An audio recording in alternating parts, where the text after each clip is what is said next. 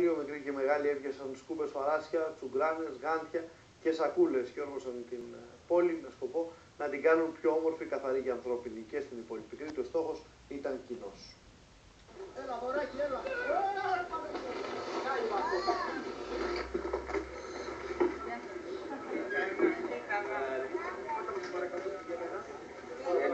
Από ασυνειδησία και ότι κακή παιδεία, δυστυχώς.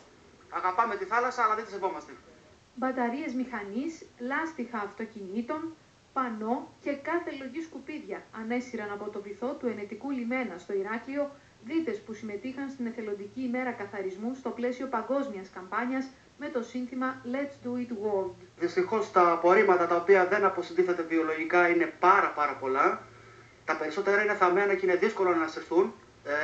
Η άμμος κάτω είναι πλέον σηκώνει πάρα πολύ εύκολα θολούρα και είναι πάρα πολύ δύσκολο το έργο μας. Θα αφαιρέσουμε πάρα πολλά, αλλά και πάλι θα μείνουν αρκετά μέσα. Η δεύτερη μπαταρία μέσα σε διάστημα Ναι.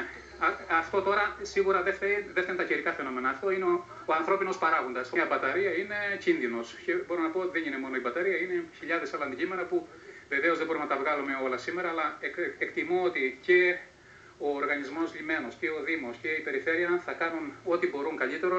Είδα μπαταρίες, λάστιχα και διάφορα τέτοια. Τι θα έλεγες εσύ στους μεγάλους για αυτό που βλέπεις σήμερα να γίνεται εδώ? Ότι το καλύτερο είναι να μην πετάνε τα σκουπίδια μέσα στη θάλασσα. Από το πρωί εθελοντικές ομάδες από άκρη σ' άκρη της Κρήτης συμμετείχαν στην παγκόσμια αυτή καμπάνια, προσφέροντας τις υπηρεσίες τους, καθαρίζοντας παραλίες, πάρκα, γειτονιές, δάση. Να καθαρίσουμε εδώ το πάρκο μας, να καθαρίσουμε τη γειτονιά μας.